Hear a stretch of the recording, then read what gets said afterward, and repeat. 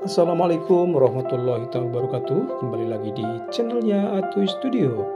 Programnya berbagai cerita, fakta, dan realita. Coba kita lihat yuk. Ya, yuk. Mukarramin segenap jamaah Masjid Jami An-Nur yang saya hormati dan saya muliakan, mobil khusus para asatidz, khusus pada segenap DKM Masjid Jami An-Nur, Dr. Andes, Erwin Masyhur beserta jajarannya yang saya hormati dan saya muliakan. Kemudian kalimat tasyakkur kepada Allah Subhanahu wa taala, salawat dan salam kepada beliau Rasulullah sallallahu alaihi wasallam serta makmum di belakang para hadirin hadirat semua untuk mengungkapkan puja dan puji syukur kita kehadirat Ilahi Rabbi yang alhamdulillah pada kesempatan pagi yang berbahagia ini atas izin Allah Subhanahu wa taala kita masih diberikan kesehatan zahir wa batinah, ketabahan iman kita, Islam kita, sehingga pada kesempatan pagi hari ini kita dapat memulai kembali kajian kita buka pada kesempatan pagi hari ini, dan mudah-mudahan dari saat ini sampai dengan terus diadakannya kajian-kajian ini kita dapat menghadirinya. Allah berikan ilmu yang manfaat, yang maslahah, yang barakah di dunia wal akhirah. Dan ungkapan ini diulang sampai 3 kali oleh baginda Rasulullah sallallahu alaihi wasallam. Walhasil tiba-tiba dari tengah-tengah majelis yang begitu padat berdirilah seorang sahabat dan dia keluar dari jamaah, dari majelis Rasulullah sallallahu alaihi wasallam. Gak lama kemudian nih orang kembali lagi. Setelah kembali lagi, kemudian Rasulullah menyampaikan, apa yang membuat engkau keluar dari majelis? Dia menjawab, betul apa yang telah engkau sampaikan ya Rasulullah, bahwasannya tidak akan betah orang yang telah memutus hubungan silaturahim. Orang-orang ketika kata Rasulullah, kalau dalam satu majlis masih ada orang yang memutus hubungan silaturahim, pada saat itu Rasul menyampaikan, maka rahmat tertunda diturunkan oleh Allah Subhanahu wa taala. Maka disampaikan langsung, gak akan betah orang yang memutus hubungan silaturahim yang menyebabkan rahmat Allah tertarik.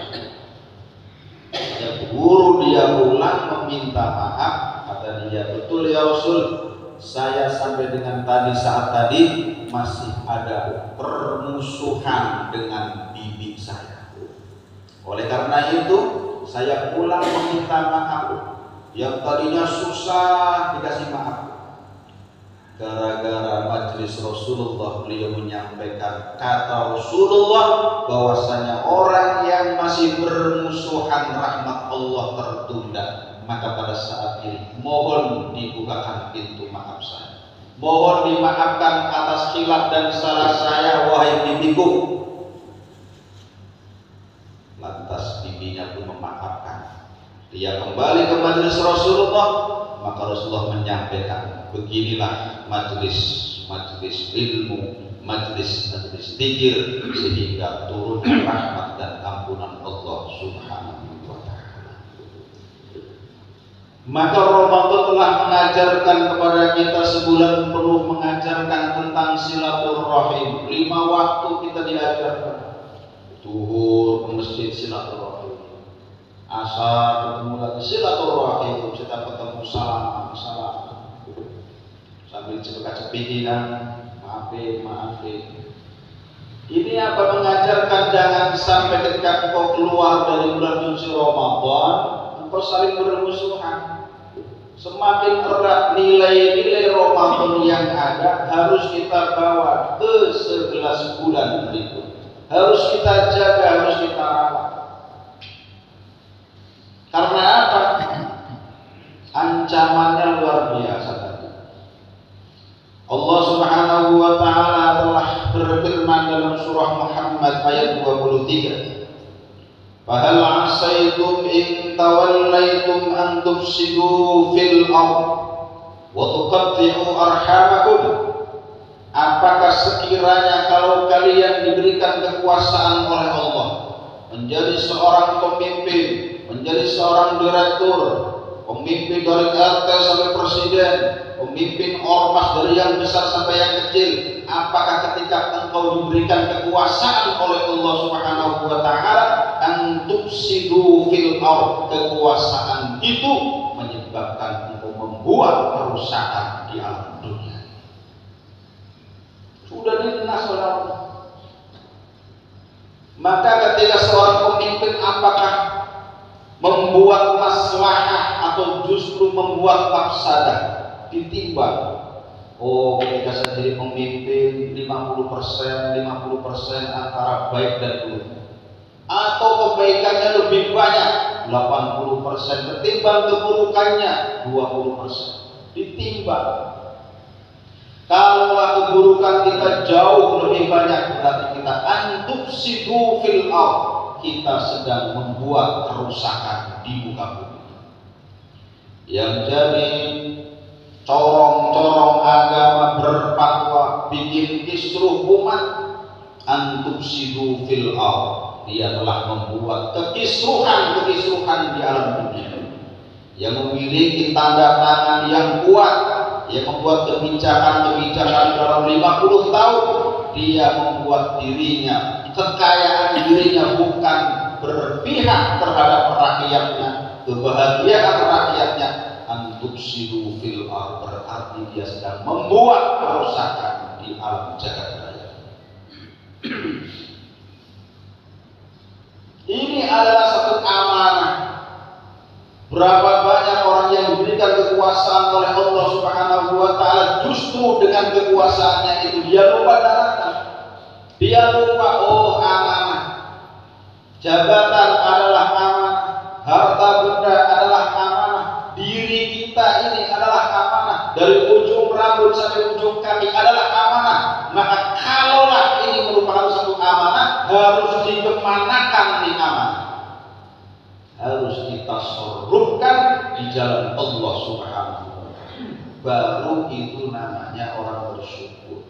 Dikasih mata untuk baca Al-Quran, dikasih mata untuk membaca mutola'ah, belajar tentang sunnah Rasulullah Sallallahu Alaihi Wasallam, maka mata ini adalah amanah, maka disalurkan di jalan yang diridhoi oleh Allah Subhanahu wa ta'ala. Atau justru sebaliknya, ketika mata ini amanah justru untuk melihat sesuatu yang maksiat, justru untuk melakukan kemaksiatan, hal-hal yang haram, oh berarti mata ini merupakan amanah dari kita, dari Allah Subhanahu wa ta'ala. Justru kita mentasarrufkannya di jalan yang dimurkai oleh Allah Subhanahu wa ta'ala. Ini yang pertama, biasa. Kebanyakan manusia kalau sudah ada di atas, maka dia akan berbuat kerusakan, lupa dengan tanggung jawabnya yang ada memperkaya dirinya, memperkaya golongannya. Sudah dinas oleh Allah Subhanahu wa ta'ala. Yang kedua, kata Allah Subhanahu wa ta'ala, kalaulah kalian sekiranya diberikan kekuasaan oleh Allah Subhanahu wa ta'ala, wa tuqatti'u arhamakum. Kebanyakan kalau orang sudah di atas, dari satu keluarga ada 10 anaknya, ada satu yang menonjol keduniaannya, wa tuqatti'u arhamakum. Terkadang dia lupa daratan, dia lupa diri. Gak level dengan saudara-saudara saya, mereka miskin semua, sementara saya sudah punya jabatan, punya kedudukan yang tinggi, harta yang melimpah. Wa tuqatti'u arhamakum, akhirnya apa? Memutus hubungan silaturahmi. Na'udzubillah wa ini lagi-lagi kesombongan muncul dalam diri kita. Ketika orang punya kedudukan yang tinggi, udah nih, setannya makin gede, setannya makin banyak pasukannya. Ketika orang sudah di atas, sudah sifat sombong mulai muncul, sifat hasud mulai muncul, Kalau ini yang sudah terjadi, kata Allah Subhanahu wa ta'ala, kalaulah jika kalian diberikan kekuasaan kemudian engkau membuat kerusakan di alam dunia ini, engkau memutus hubungan silaturahim, bahkan engkau tidak mengakui kedua orang tua kalian, na'udzubillahi wa billah, ulaika alladzina la'anahumullah. Dua kelompok ini adalah yang dilaknat, yang dikutuk oleh Allah Subhanahu wa ta'ala, karena fa'asammahum, hakikatnya mereka tuli, mendengar tetapi nggak nyampe ke hati. Mata batiniahnya sudah buta, mata dohirnya melihat, masih bisa melihat alam semesta, tapi mata batinnya, mata basariyahnya ditutup oleh Allah Subhanahu wa ta'ala daripada kebenaran yang datang yang dibawa oleh Allah dari Al-Quran dan sunnah Rasulullah sallallahu alaihi wasallam. Maka pada kesempatan halal bihalal pagi ini, satu firman Allah Subhanahu wa ta'ala yang dijelaskan dalam salah satu kitab, bahwasannya ketika Nabiullah Musa, Allah Subhanahu wa ta'ala fa'auhallahu ta'ala li Musa, ketika Allah memberikan wahyu kepada Nabiullah Musa alaihi salam, kata Allah, min ummahatil khataya talatu, wahai Musa, sesungguhnya ada induk perbuatan yang akan menghancurkan setiap manusia. Ada tiga hal daripada perbuatan yang merupakan induknya kejelekan-kejelekan, induknya perbuatan-perbuatan dosa. Kalau Allah kepada Nabi Musa, yang pertama adalah al-kibr, yaitu kesombongan. Sombong. Orang kaya sombong, jelek, berarti dia tidak mengakui bahwasannya itu semua adalah titipan Allah Subhanahu wa ta'ala. Lebih jelek lagi ada orang fakir, ada orang miskin, udah fakir, udah miskin, sombong. Itu buahnya jelek. Orang alim sombong dengan keilmuannya, bodoh-bodohin orang yang bodoh dengan kepintarannya, dengan kealimannya, jelek. Lebih jelek lagi, orang goblok bisa bodohin orang alim. Orang goblok sombong. Na'udzubillahi wa a'udzubillah. Ini Alkitab. Itu sudah jauh-jauh hari Allah memberikan wahyu kepada Musa, jauhi sifat sombong, Karena setiap kesombongan itu membuat diri kita lupa kepada Allah Subhanahu wa ta'ala, menghilangkan Allah, merasa bahwasanya, oh, kalau saya mendapatkan jabatan yang tinggi, ini hasil jerih saya, hasil jerih payah saya, susah-susah saya. Oh, kalau saya ingin jadi orang yang pintar, ini hasil belajar saya berpuluh-puluh tahun. Allahnya hilang. Akhirnya apa? Ilmunya kagak manfaat, ilmunya kagak berkah, cuma buat nipu orang, buat nyalahin orang. Kekayaannya yang melimpah karena disombongkan, dia melupakan Allah. Tidak ada campur tangan Allah seolah-olah. Padahal dia bekerja, matanya melihat karena dilihatkan oleh Allah. Tangannya masih bergerak, kakinya masih bisa berjalan karena digerakkan dan dijalankan oleh Allah. Dia nggak nyadar, seolah-olah ini tangan bergerak sendiri, kaki berjalan sendiri, semua nadi-nadi anggota tubuh kita bergerak dengan sendirinya. Padahal tidak ada satupun di alam dunia ini yang bergerak, yang diam dan yang bergerak, adalah semuanya atas izin Allah Subhanahu wa ta'ala. Jadi harus ada faqihnya, harus ada tasawufnya. Hakikat kehidupan ini ada semuanya. La haula wa la quwwata illa billah. Seseorang yang diberikan ilmu pengetahuan tentang Alkitab, dalam tafsir Al-Qatadah Ibnu Abbas menjelaskan bahwasannya hamba ini disebut sebagai Asif. Asif namanya. Asif bin Barkhiyah. Seorang ahli ibadah, seorang yang jujur, seorang yang zuhud, merupakan sekretarisnya Nabiullah Sulaiman alaihissalam. Ia berkata, ana atika bihi qabla an yartadda ilaika tarfuk. Saya wahai Nabiullah Sulaiman, kalaulah Iblis bisa mendatangkan, memindahkan kerajaan Balqis sebelum engkau bangun dari tempat dudukmu, sebelum engkau berdiri dari tempat dudukmu, maka aku akan memindahkan singgahsana Balqis sebelum matang berdiri. Luar biasa. Debu dan cepat lama kedip apa berdiri dari dulu kedip. Begitu kedip nyampe di depan Nabiullah Sulaiman, nyampe. Falamma ra'ahu, wah kita berkedip tiba-tiba sudah ada di depannya. Masya Allah, ini luar biasa. Ibu begini Ustaz, mustaqirran berada di depan daripada Nabiullah Sulaiman alaihissalam. Qala si Asif bin Barkhiyah, beliau mengucapkan ketika sudah ada singgasana dapat dipindahkan atas izin Allah Subhanahu wa taala, apa yang dikatakan ini berbeda. Kalau tadi Iblis, inni laqawiyyun amin, aku adalah yang kuat dan lagi percaya. Tapi dari pasukan dari bangsa manusia yang bernama Asif ini, beliau mengatakan, hada min fadli rabbi, ini termasuk daripada anugerah yang Allah berikan kepada. Bukan aku kuat, bukan aku hebat.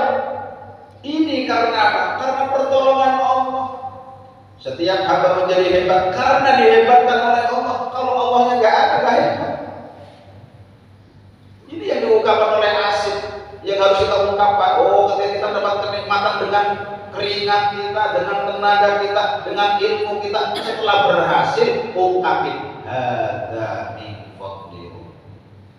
Ketika kita bisa melakukan ibadah qiyamul lail, kita bisa membaca Al-Quran di malam hari, setelah selesai apa? Ada yang lihat tuh ente hebat, rajin istiqomah, bisa qiyamul lail, setiap Kamis, setiap Senin berpuasa sunnah. Jawab, hada min fadli rabbi. Jawab, saya hilang. Jawab, hada min fadli rabbi, ini termasuk anugerah Allah. Allah kasih kekuatan kepada kita untuk ini, kebaikan ini. Kalau Allah tidak campur tangan, kita lemah. Hadirin jangan dirahmati oleh Allah Subhanahu wa taala. Hada min fadli rabbi, kata Asif, liyabluwani. Inilah Allah sedang menguji saya. Allah sedang mencoba saya, ashkuru am akfur, ataukah karena saya gara-gara bisa memindahkan kerajaan Balqis dengan sekejap mata, apakah kebesaran ini, kehebatan ini membuat aku tambah bersyukur kepada Allah, atau justru ingkar, kufur kepada Allah Subhanahu wa taala karena mengakui saya bisa memindahkan ini karena kehebatan saya. Sadar, karena semuanya adalah dari Allah Subhanahu wa taala. Wa man syakara fa innama yashkuru li nafsihi. Siapa orang yang pandai bersyukur, maka sesungguhnya kebaikannya itu kembali kepada kita. Bukan untuk Allah. Kita sholat, kebaikan sholat untuk kita. Semua amal ibadah, amal soleh yang kita lakukan, semua kebaikannya untuk kita. Kita berbuat maksiat juga dosanya untuk kita. Tidak ada manfaat. Sehebat sealam dunia ini mereka beribadah sebagaimana ketakwaan seseorang, maka tidak menyebabkan kerajaan Allah bertambah. Tidak. Juga kalau semuanya bermaksiat kepada Allah, nggak ada satu orang yang bersujud kepada Allah, sama sekali kata Allah, kagak bakal ngurangin kekuasaanku, kagak bakal ngurangin kerajaanku. Jangan dikira gara-gara kita sujud Allah berterima kasih. Kita yang berterima kasih karena ditetapkan iman Islam oleh Allah Subhanahu wa ta'ala. Masih banyak tentang sifat sombong yang telah diajarkan dididik kita sebulan penuh di bulan suci Ramadan, dan sifat-sifat madmumah yang kita imsak, yang kita tahan di bulan suci Ramadan. Maka setelah keluar dari Ramadan jangan kita ubah, kita lawan, kita tahan supaya tidak melakukan kemaksiatan. Ini saja pada pembukaan taklim kita kesempatan pagi hari ini. Mudah-mudahan sedikit yang saya sampaikan bisa bermanfaat. Kebenaran dari Allah, kesalahan khilafan milik saya pribadi. Afdhalu ma qultu wa la nabiyuna min qabli la ilaha illallah, la ilaha illallah. Ma'allamtana wa 'allimna ma yanfa'una wa zidna 'ilman nafi'an wa zidna 'ilman nafi'an wa zidna 'ilman nafi'an wa 'amalan mutaqabbala wa rizqan halalan wasi'an tayyiban bi rahmatika ya arhamar rahimin. Rabbana taqabbal minna innaka antas samiul 'alim wa tub 'alaina ya Allah innaka antat tawwabur rahim. Wa sallallahu ala sayyidina Muhammadin wa ala alihi wa sahbihi wa baraka wa sallam. Walhamdulillahi rabbil alamin. Kita tutup dengan doa penutup majelis. Subhanallahumma wa bihamdika asyhadu an la ilaha illa anta astaghfiruka wa atubu ilaik. Wassalamualaikum warahmatullahi wabarakatuh.